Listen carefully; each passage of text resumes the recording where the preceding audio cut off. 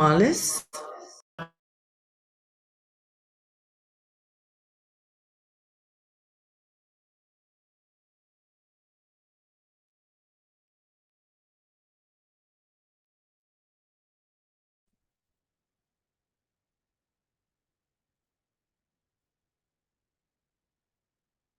I think you're on mute, Levon.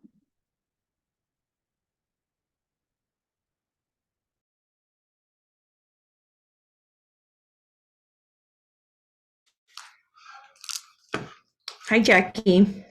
Hi, Rafina. Good afternoon, everyone. Good to see you all here. We have a few more minutes and we'll just wait before we officially start our workshop. Good to see you guys.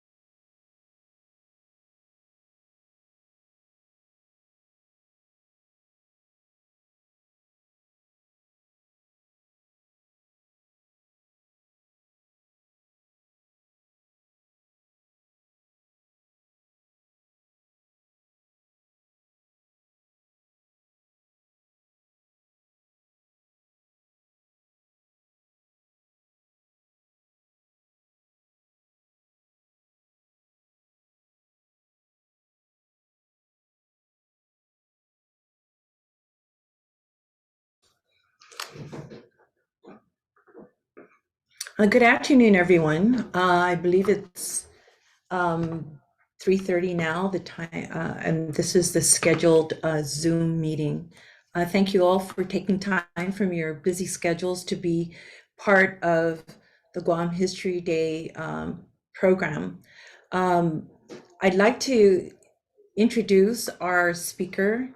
He has been with Guam History Day since he was, oh my gosh, in the 6th grade, and has continued to participate in GHD up until, well, when he graduated and to now.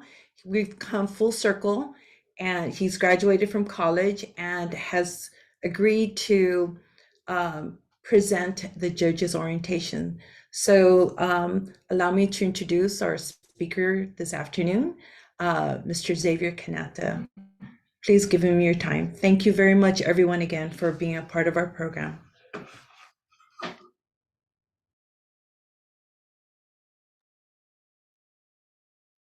Day. Thank you very much. As Mrs. Guerrero Meno mentioned, my name is Xavier Kanata. I've been a part of the National History Day / Guam History Day competition since I was 6th grade. So that was like back in, like 2011, 2012. And even before that, my father, Joe Kanata, when the Guam Preservation Trust was running National History Day competition here on Guam, my brother and I would always follow him along on those trips, and we get exposed to these, all these different competitors over the years, and seeing all these different projects. So I feel like I have a good understanding of, how the whole process works as a whole, coming from someone who's seen it from the outside and has competed in the competition as well. So I believe I can provide a different insight. Even though I've never been a judge, I think I'm going to be a judge this time around, but for the first time. But coming from a student, I think I can provide, and a former competitor, I can provide a pretty good insight into how to properly judge this competition. All right, so should I just get started with the presentation?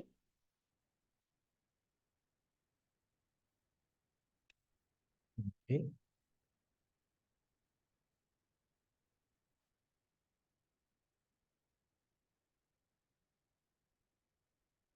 All right, can everyone see the presentation? Everyone good? Can I see a thumbs up? Awesome. All right. So Guam History Day Judges Orientation. So what we're going to be talking about today are, I'm not going to go like too deep into detail regarding all of the different, all the minute details when it comes to all the different categories and stuff like that. I'm basically just going to go over an overall kind of orientation on your role as a judge and how you can help out these students, right? So what we're going to be talking about is, first of all, what is GHD? The responsibilities of you all as judges, the actual process of judging GHD, and then finally using ZFAIR's program. So what is GHD? GHD stands for Guam History Day. Now, Guam History Day is a Guam Preservation Trust and UOG's MARC project based on National History Day. So it's a precursor to the National History Day that was initiated by the stakeholders of historic preservation as a strategic element in the development of community action to protect and preserve Guam's historical sites, culture, and perspectives for the benefit of Guam's people and future. Now, the reason why GHD is so significant, and it's unlike, other competitions like the Geography Bowl, Academic Challenge Bowl, Science Fair, um, all these other really important competitions. GHD, although does have a competitive element, it is also contributing to the documentation and history and retelling of Guam's history and keeping that alive. And I think that's probably the most important part about this competition, aside from, the competitive element. I believe that is the most important part of this competition, is getting all of these students and even the judges and the students' families and friends to really, have a deeper understanding of Guam's culture and history. Now, it's not just one day, but it's a year-long program, right? That involves middle school and high school students as they creatively develop their perspectives of Guam's history through research, reading, presentations and writing, visual projections, and even performance. It's a very multifaceted competition. It's very dynamic.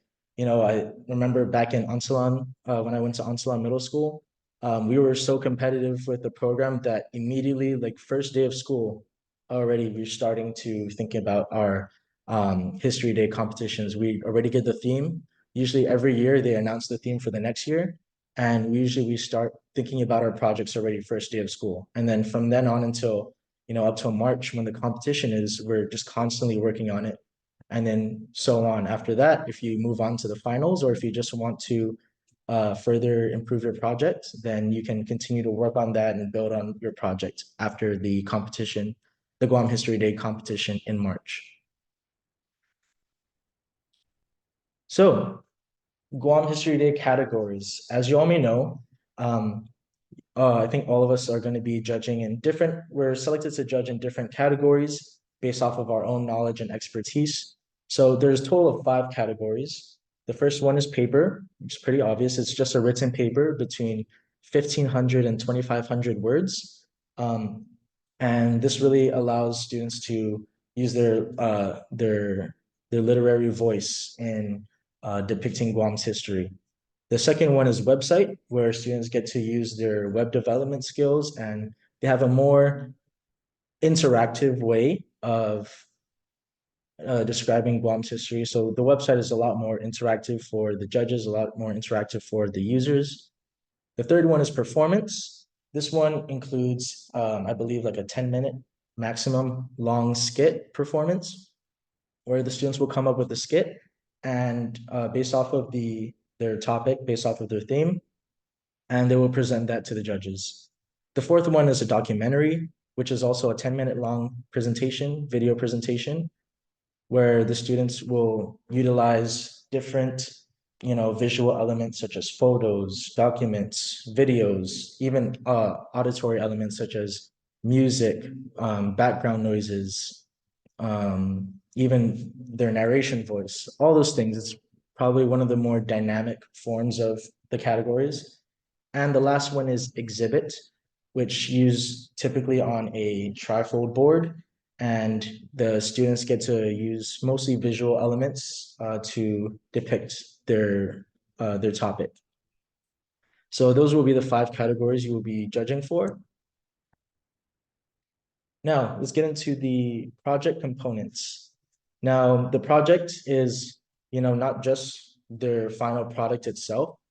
The Guam History Day project also includes the process paper and the annotated bibliography, which are arguably more important than the project itself, right? The project itself, or the final product, yes, it is the one that's being judged, but the process paper and the annotated bibliography are like the behind the scenes. These are what leads up to the project. These are what bolster up the project and provides its credibility and reliability.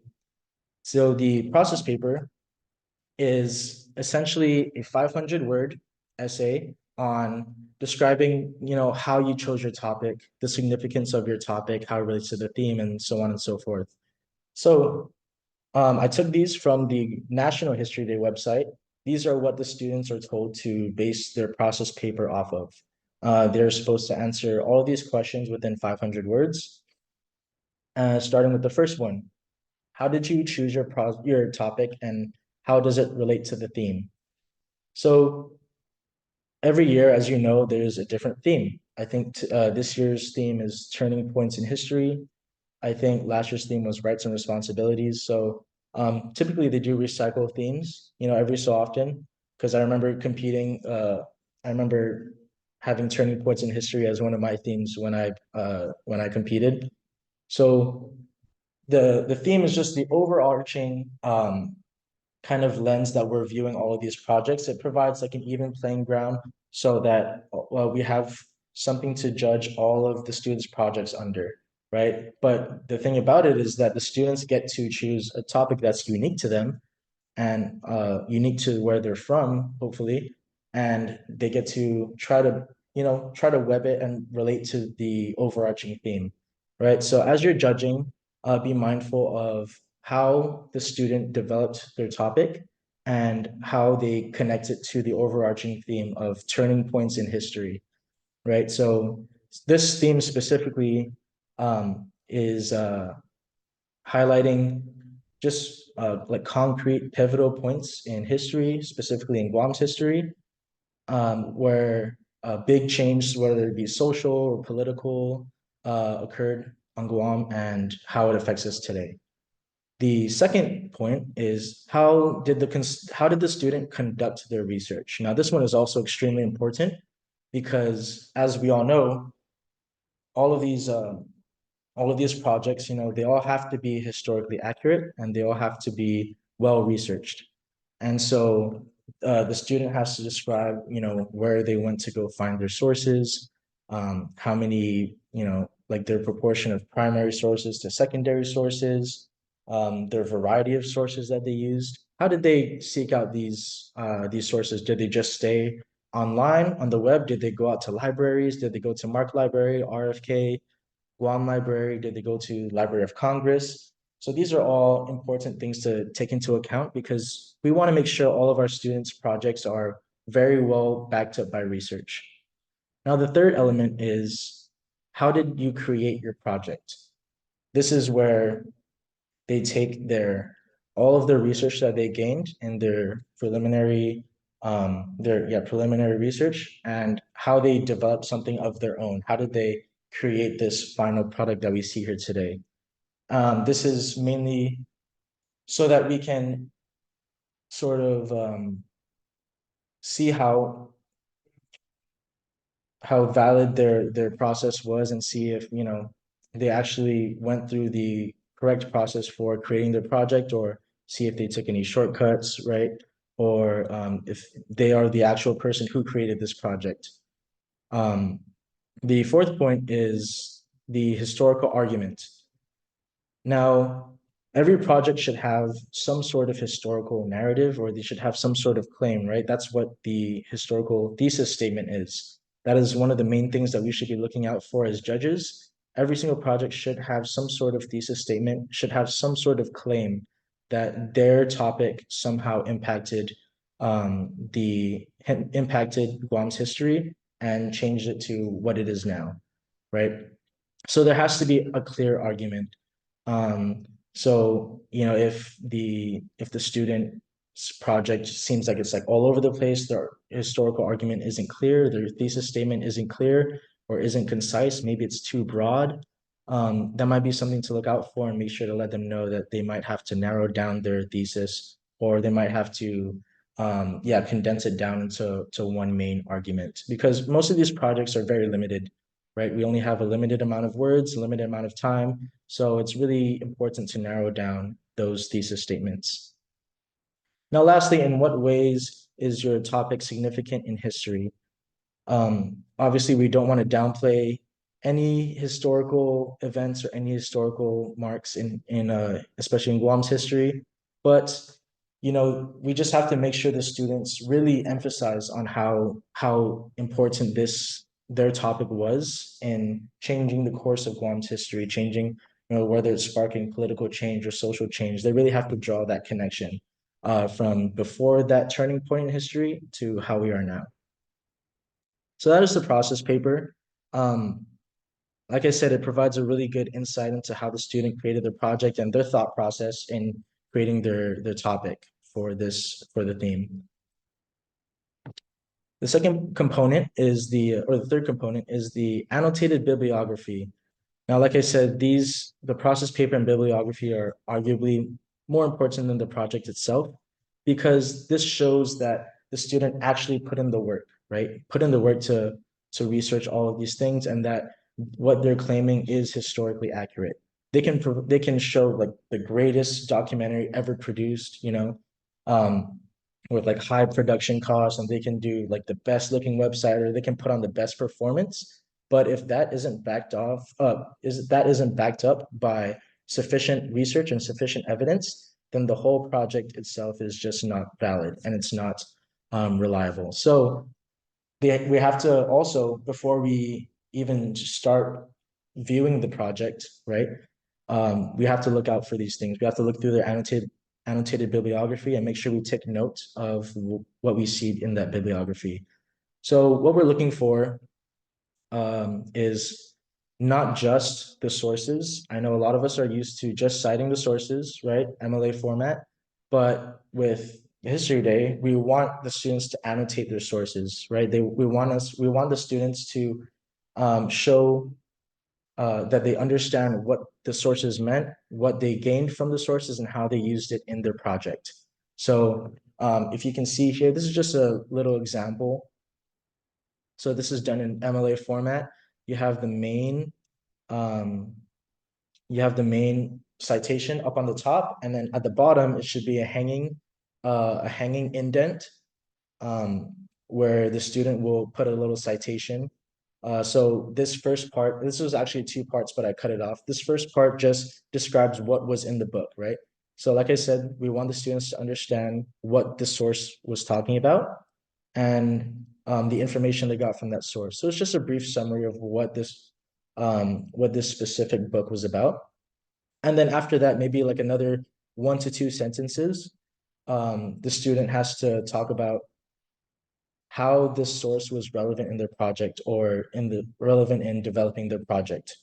So for example, if a student looked through the like the Chamorro-Land-Trust Act, right? And they're doing a project on the Chamorro about Guam's land, right? And they cited the Chamorro-Land-Trust Act. They have to cite the Chamorro-Land-Trust Act MLA format, and then they have to annotate what the act was about, like the main gist of it, and then put in like how they use that in their project, whether it be developing their script for a documentary, or they used it to provide some sort of insights or some other perspective when developing a character in their performance. So stuff like that, we want to look out for when it comes to annotated bibliographies. And another thing is the proportion of primary to secondary sources. I feel like that is also really important because, as we all know, primary sources are king, right? We love to see more primary sources because it shows that the student has sufficient evidence to back up whatever they're claiming. If they have a lot more primary sources, a higher proportion of primary sources, then it does show that they put in, a lot more effort when doing research. If the student primarily has secondary sources, like they have like a 1 to 10 ratio of like primary to secondary sources, then it might be something to take note of because secondary sources are just a little bit less reliable than primary sources. We don't want to see these projects that only look at websites or only look at newspaper articles. We want to see the students getting out there and conducting interviews, looking through bills, policies, historical documents, everything of the like, to show that they have a diverse set of resources. So two things is one of them is the proportion of primary to secondary slash tertiary resources, and then also diversity of sources. So like I said, interviews, video footage, newspapers, um, like scholarly journals and articles, all those things, having a diverse set of resources really shows that the student put in a really strong effort in their preliminary research. So, winning Guam History Day. Why is this so significant? So, in for most students, this seems like just like a regular old school project, right? But it's much more than that. Students who win GHD and meet the judges' requirements will end up going to represent Guam on the national level in June at the National History Day competition. So, there's a lot of students who don't really fit into the category of like student athlete, where, maybe athletics isn't exactly their strong suit. So, competitions like this, like Guam History Day, that give students that opportunity to represent their island in a different way is so much more significant because really gives them an opportunity to represent their island and to be proud of where they're from and to be proud to spread Guam's history and Guam's culture with other people. And like I said, it also gives them an opportunity if they're like to represent their island if they're not, really into the athletic side of things, coming from someone who wasn't in that who wasn't interested in those things as well. Those students really thrive on these types of competitions. So, like I said, they will also get the opportunity to compete against other students from all over the United States. They get to make connections from all the different states, even other territories. Like I still have strong connections with friends I've made throughout the years and competing in Guam History Day or National History Day. So I have really strong connections with them. So it's really good for students to get out there and to network as well. Now, the second point is the judges' responsibilities. One second. So the judges, us as judges, we have three main responsibilities. The first one is to evaluate the student projects, right? First and foremost, we are judges, right? We are here to evaluate these students' projects based off of a certain criteria that's provided by the National History Day competition. So we'll go over that in a bit. And this is just the first part for judging, right? We want to look at every single project individually, right? Without judging it based off of other students' projects. We want to judge them individually first, right? We don't want to introduce any bias into our judging, especially during the competition. I know it's really easy to because we can't judge everything all at once. There's always that one student that sets the bar really high or that one group that sets the bar really high. And then we make the mistake of judging all the other projects based off of that. We really want to, in this first part, we really want to judge every single project individually as they are. The second one is determining the ranking of participants. Now, this is where it gets to the hard part where, there's all these students that are here to compete. All of them put in such great work. All of them produce such great projects.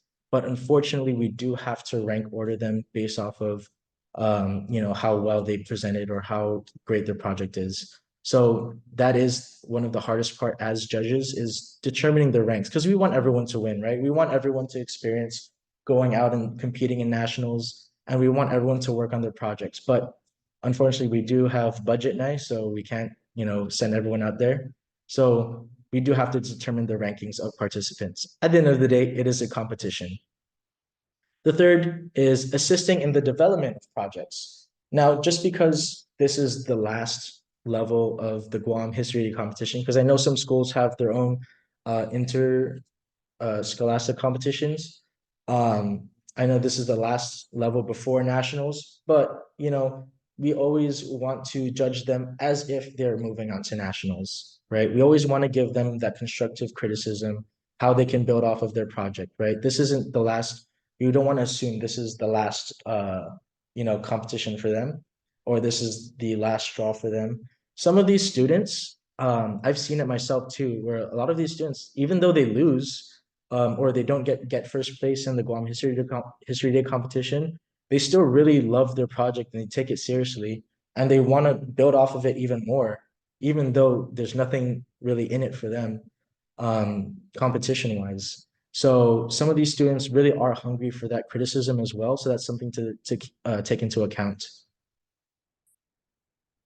Third, judging Guam History Day. So now this is where we get into the actual judging part. We're in the judging room. We're looking at these projects, and now we gotta learn about what we have to do as judges. So all of us will be getting judging sheets for every single entry that we judge.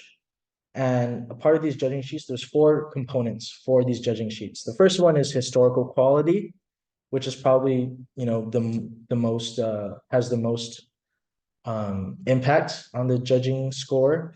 The second one is clarity of presentation. Third one is the project parameters, and then lastly the judge's final notes. And I'll go over all of these individually.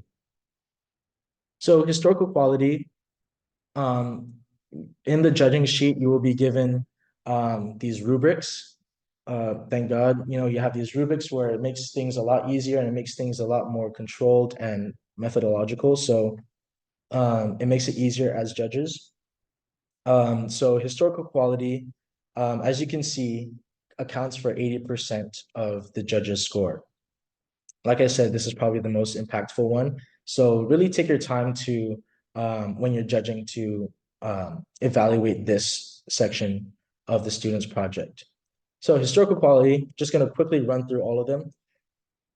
Historical argument, which is the thesis or claim.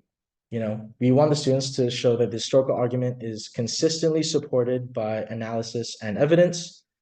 The theme, we want to make sure that the project, always relates to the theme in a very clear way, in a very clear manner. We want to make sure the students aren't just straying away from the theme because they just wanted to do a specific topic and they're kind of just like grasping at straws at this point, trying to relate it to the theme. So we want to make sure the project has a clear connection to the theme.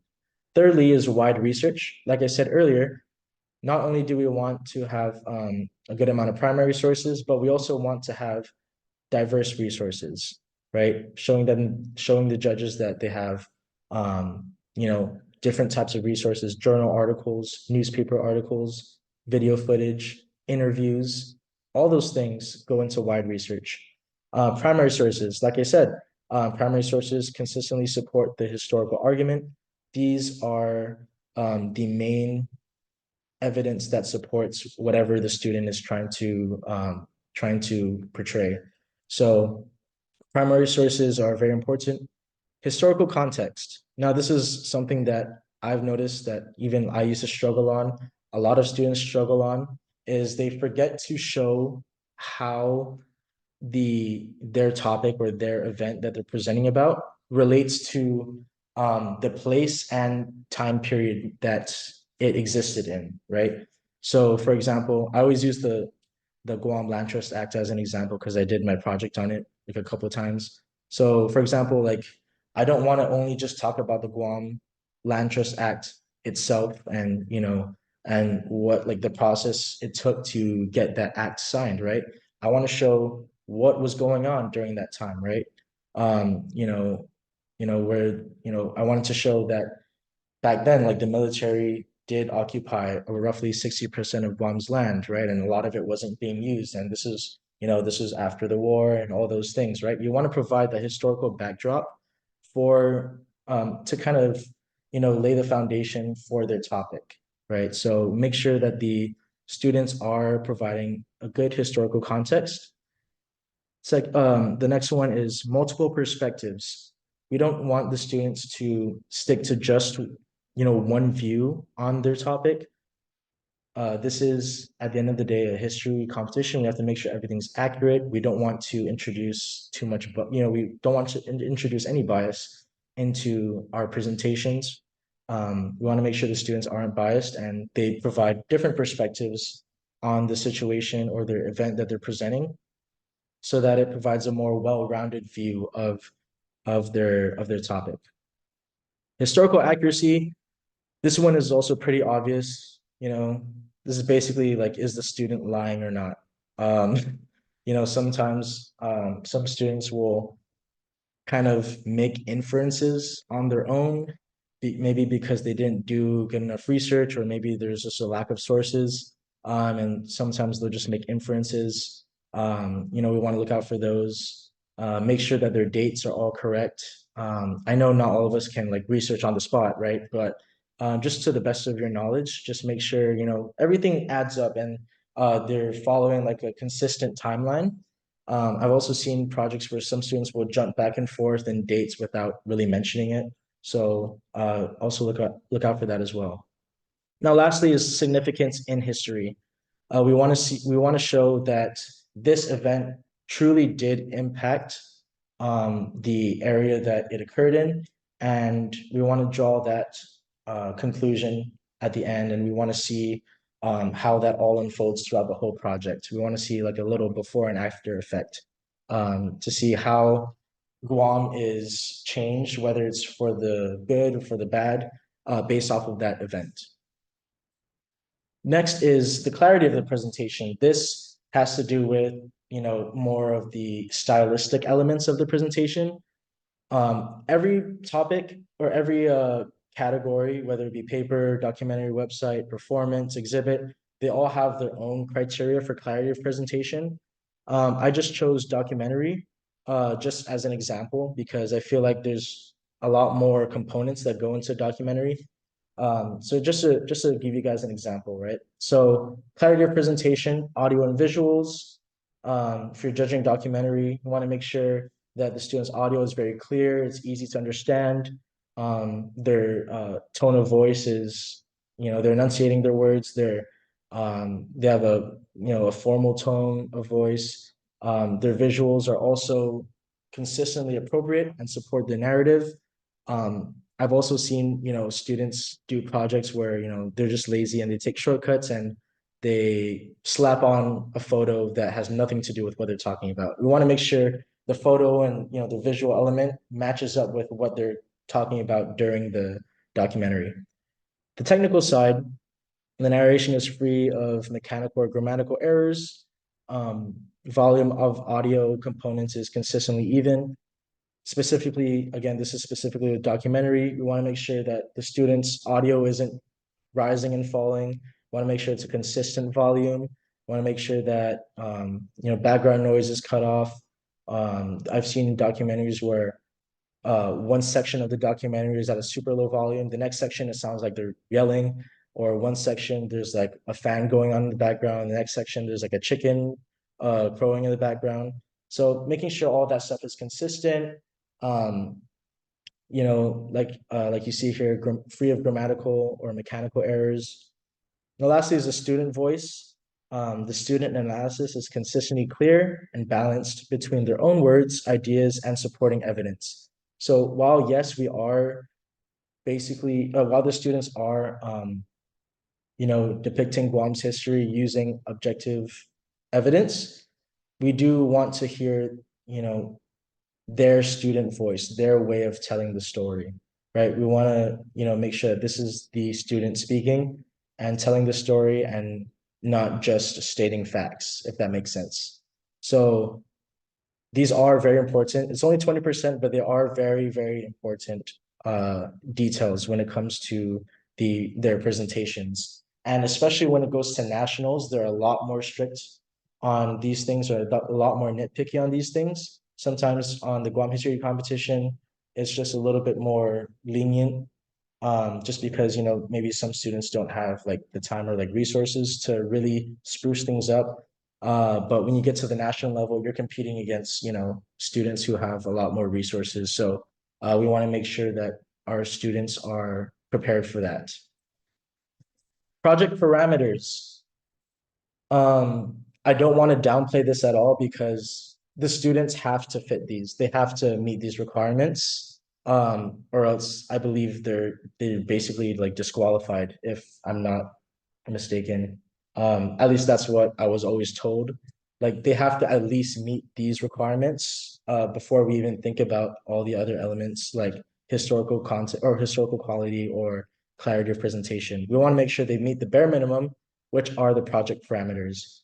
Now I chose exhibit to show an example. Like I said, all of the different categories have their own parameters. But just for this example, I'm going to show exhibit. So as you can see, it says exhibit is less than or equal to 40 inches wide by 72 inches tall, right? Contains no more than 500 words. Visuals and quotes are credited on the exhibit. Media devices, total runtime is less than or equal to 2 minutes. And then everything else, process paper, annotated bibliography, those are all things that are relevant to all the different categories. But every single category has their own parameters. So please be sure as judges, you understand what those parameters are and look out for those first. Because if the student doesn't even meet those parameters, I believe that their project may be up for disqualification. So it really, you know, it really is important to do these first because we don't want to send out a student with a project that doesn't even meet the basic parameters because, like I said, in the national level, they are a lot more nitpicky and a lot more thorough with their project parameters because the stakes are so high.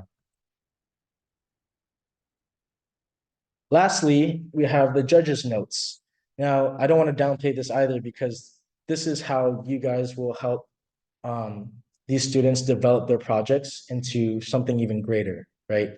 So, you know, as the judges, you guys not only are evaluating the projects, but um, you're adding on more to the students' projects so that they can develop them and build off of it for whether they're competing in the national level or they just want to improve their project just for themselves. So I'm just going to show, you know, these two examples of what poor notes look like versus constructive notes. I've gotten a whole slew of judges' notes that, you know, I feel were very constructive and very helpful. And I've also gotten judges' notes who I felt like just weren't very relevant or weren't constructive at all. So starting off with the poor notes, you know, you could see right off the bat, comparatively, the poor notes are just less wordy and less detailed. You know, we're trying to help these students. We're trying to help these students develop their projects. So we want to be as detailed as we can, and as, you know, point out all the concrete things as much as possible. We don't want to be too vague, right? So if you see here, insufficient research, okay, like that is a valid note, but why is it insufficient, right? Is the student lacking diversity of sources, right? If you look at their annotated bibliography and it's all newspaper articles, that's something you might want to point out. Just say, you might want to say like, oh, you might want to expand your diversity of sources, maybe look into videos, maybe look into websites, look into published journal articles, all that stuff to bolster up their research. Unclear thesis statement, again, very vague. What about the thesis statement is unclear? Like, can you explain why it's unclear? Just an example of a positive comment, nice background music. Okay, that's a cool note. You know, we do want to be very encouraging to students, but does it help them with their project? Not necessarily. You're kind of just giving an opinion.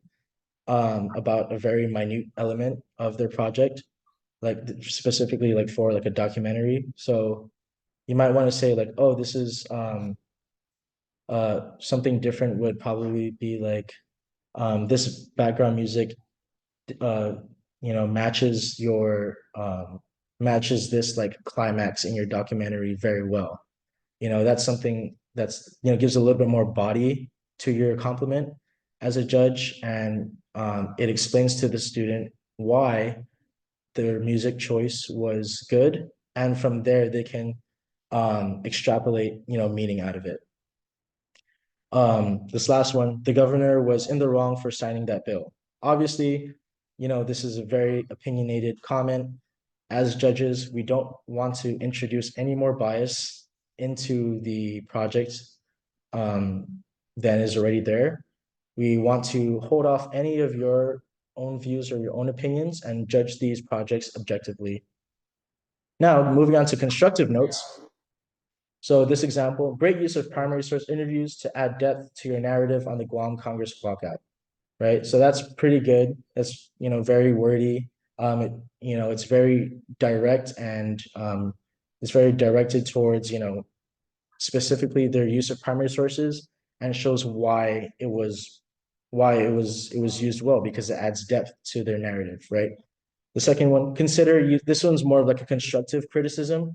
Consider using video footage or Ken Burns effects to add dynamic elements to your documentary, right? I've seen a lot of documentaries where it's just basically a slideshow with a voiceover. A lot of the documentaries out, in the national level, you see students, they have their own video footage. Some of them recorded their own video footage, or found video footage online through like, national archives. So we want to point out their flaws without being too harsh, but also being constructive about it, right? We all know constructive criticism. We want to help them develop their project. So putting in those suggestions like, hey, maybe consider using video footage or Ken Burns effects, and explaining why they should use it, is definitely a lot more helpful than your project's boring or you only used pictures. Lastly, again, very clear and concise thesis statement. This is just a nice little compliment. And it shows it reaffirms their or reassures the student that, hey, like I did a good job developing this thesis statement, and this is something that I don't really need to work on too much when I further develop my project. So it gives them that reassurance, like this is something that I can kind of put to the side and not really work too hard on, so I can work on the other elements of my project. All right. Now, before we go on to using ZFairs, does anyone have any questions at all regarding judging or anything that I talked about before we move on to the last part of the presentation? You can go ahead and drop it in the chat, or just shout it out.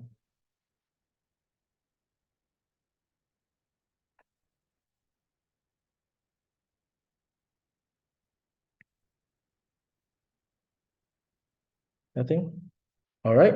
So without further ado, we're going to go into using ZFairs. So I haven't been involved in the history of the competition recently enough to know how to use ZFairs. So I'm gonna steal video from my older brother who presented this orientation last year. I'm gonna steal his video on presenting it, and hopefully you can find some insight from there. I think he explains it pretty well. So I'm going to stop sharing here, and I'm going to share my video.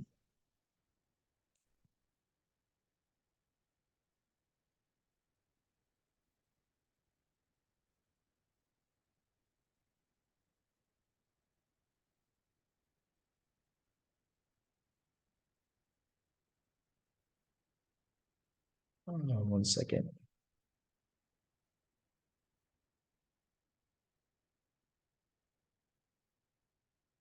Share sound.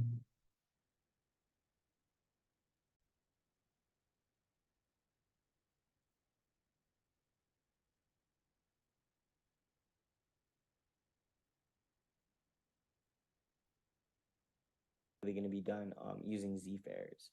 So you should have already registered for Z Fairs as a judge. If you haven't, please contact Lavon Guerrero Meno. Her contact info is going to be at the end of this presentation, or myself, Walter Kanata, and we can easily help you set your Z Fairs account up. So Z Fairs is an online judging portal created by the National History Day competition in order to help streamline the judging experience. Once you've logged on to your Z Fairs account and you go to the Judges Center, you'll be able to see a screen kind of like this. And we'll look at the different aspects of the screen. So first on the top, if you look right there on the top right where the blue is at, it's going to be your name. So make sure that your name is there. And then if we look first at this white area, you can see that you have the category you're judging. So in this case, it's senior individual website. And then you have the 3 judges that are with you. So you are going to be judging with 3 judges, and 1 judge will be designated as a judge captain. Now, the job of the judge captain is just to make sure that everyone is working together, that they're all viewing the judging sheets together and they're filling them out. And then also the judge captain is going to be in charge of ensuring that a consensus is being reached. Okay. Now, if you notice, there's going to be the names of each of the 3 judges as well as their contact information, so their email, and then their phone number if they put it. Now, this is just a way for you guys to get in contact with one another so that over the course of the week while you guys are looking at the project and looking at the evaluation sheets, you guys can, consult with one another to see whether or not, whether something is meeting a certain mark. Okay. There is a button on the top. Looks like 3 people being connected by like this, like square. That button will open up a call for the 3 of you through this portal. So if you're all, rather than going through Zoom or setting up a Zoom or a Google Meet, you can click that button and it'll start a call between all 3 of you through the Z Fairs portal. So super convenient way to meet up. If not meeting up in person, meeting up online. Okay, now if you look at the bottom, you will see that that there are 2 entries here. There is the entry code as well as the title of the project, and then because they're websites, it's links to those projects. So depending again on the category you're going to get, you're going to be shown different. You're going to be shown different information. So for this case, it's a website to the NHD Web Central. If it was a documentary, it would be a link to where you can view the video, whether it's on YouTube or Google Drive, and so on. Okay. So we see all of those things. It even gives the judging times. Now, when you open it up, you're gonna get a page that looks very similar to the judging sheet. It's exactly the same verbatim. You just click on the things that you want, and then in the bottom, you will have a chance to write notes. Okay. Now, once you complete your evaluation sheet, okay, you will have a screen that looks like this. It's the same stuff, but if you look on the right side, so here we have the 3 judges' names, as well as their progress with judging. So it's going to say whether it's not started, whether it's in progress, or whether it's finished. Okay. Now, if it's not started, it means you haven't opened it up yet. If it's in progress, it just means that maybe you went halfway through and then you saved it, but you didn't finish judging all the way. There's a number of things that are going to indicate whether or not you are you're in progress or whether you finished. So once everything is done, it's finished, you will then get the option to submit a ranking. And then with submitting the ranking, you'll be able to pick who's first, second, and third, much like this. Okay. Now, Z Fairs again is going to be a little bit difficult. On the competition day, we will have a number of staff from the MARC able to assist you with any technical difficulties, any questions you might have in accessing the different tabs on Z Fairs. Okay. So again.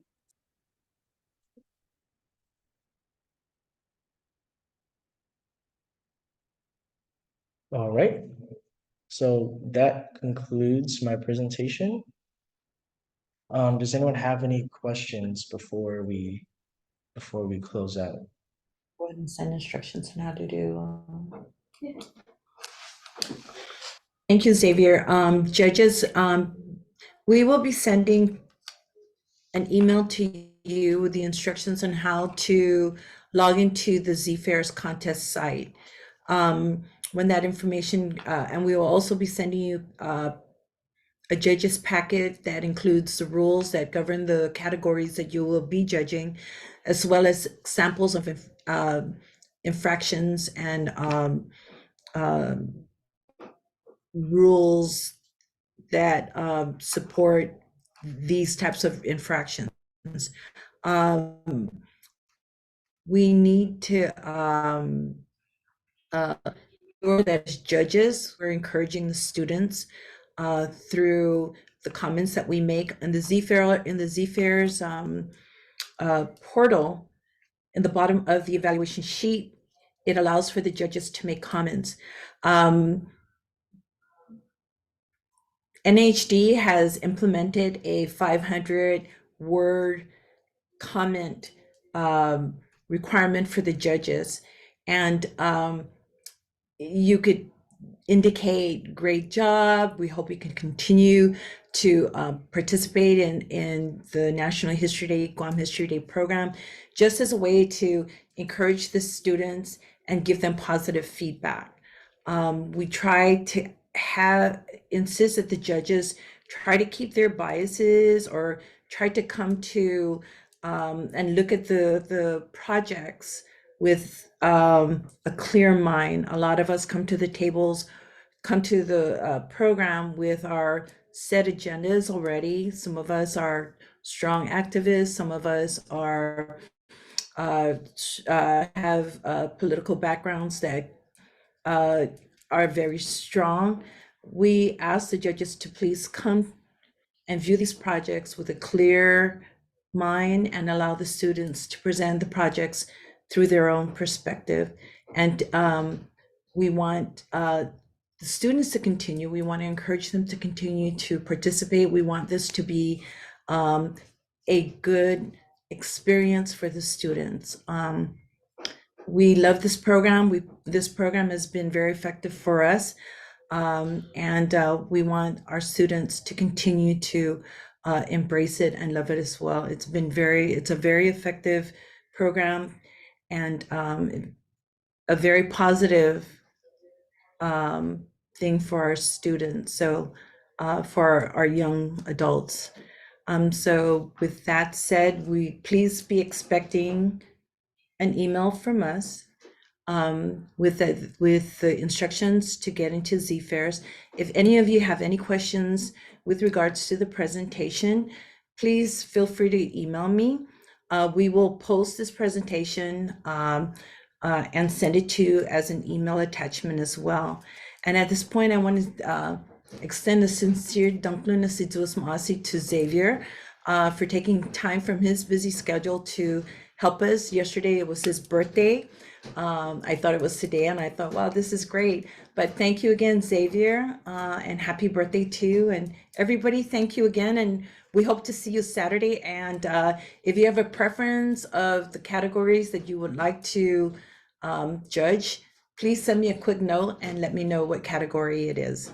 Okay, with that said, Sidus Maasi again, and thank you. And we shall see you at on Saturday.